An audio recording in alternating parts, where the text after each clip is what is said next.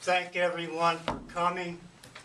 Thank Sheila and Alethea and all the people at Earl's Place for making it possible. And thank you to the Creative Alliance.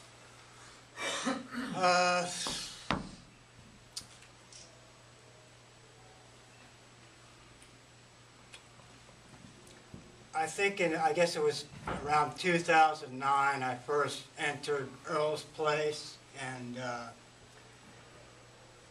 I had become homeless as a result of my heroin addiction.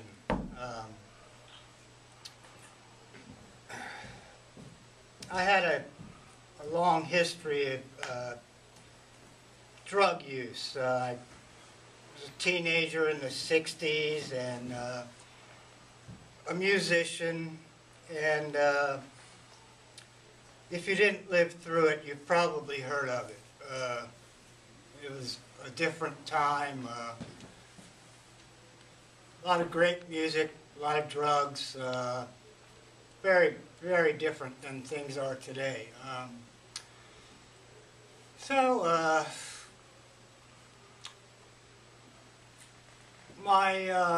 My drug use went on and on for a long time.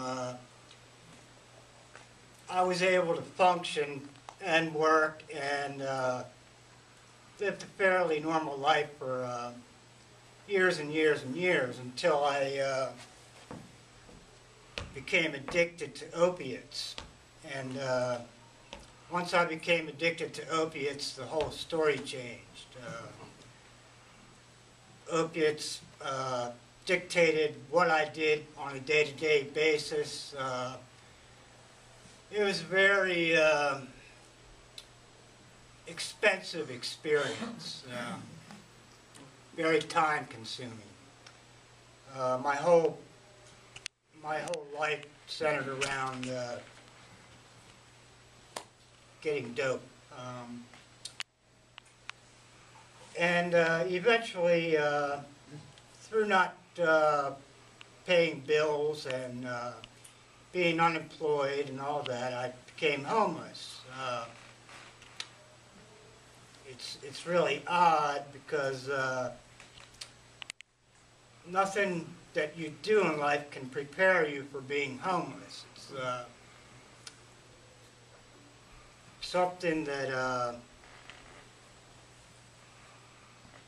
well, it's a nightmare. And nothing that I'd been through before was anything like it. Just that existence. Eventually, and it happened a couple times where I would get clean for a while. I'd stay clean for a while. I'd get a place to live, and I'd relapse, and eventually I guess I'd had enough, and finally got clean again, and this time I moved into Earl's Place. And I was glad it was a 2-year program because that gave me time to figure out what I wanted to do. It gave me time to get a handle on my problems. Probably the biggest problem I had was depression. I had a lifelong relationship with depression. It's not situational depression, but depression that makes me exist on a lower mood level than your average person. I was the person who would be in a crowd of people and say, how can these people be having such a good time? You know, I just didn't understand. So I couldn't relate to that. But opiates sort of corrected that whole situation for me. So opiates, I had no problems with anything. I could handle any situation, but eventually they became the problem. Anyway, I moved into Earl's place. I started seeing a therapist and started to get a handle on my depression. And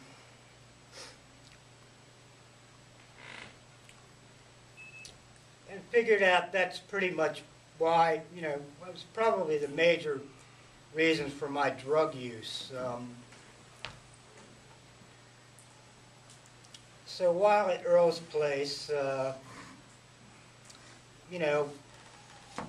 within my checkered past, I had somehow managed to teach myself to be an artist. At times I would do it a lot, and I'd have a show once in a while, but I could never do it on a consistent basis.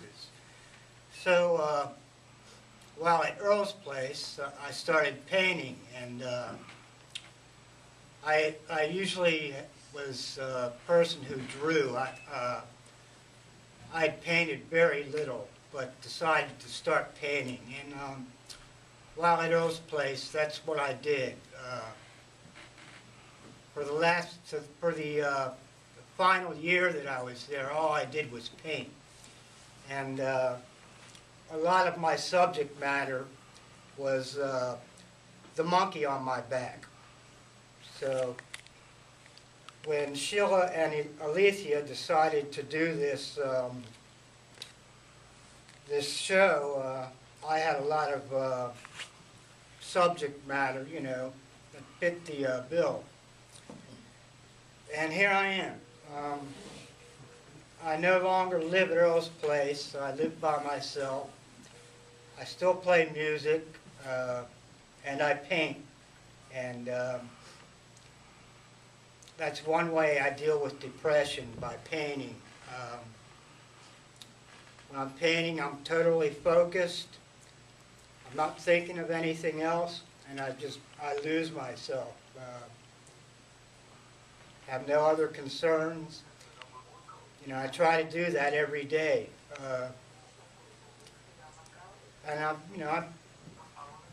I'm satisfied with the progress I'm making so far.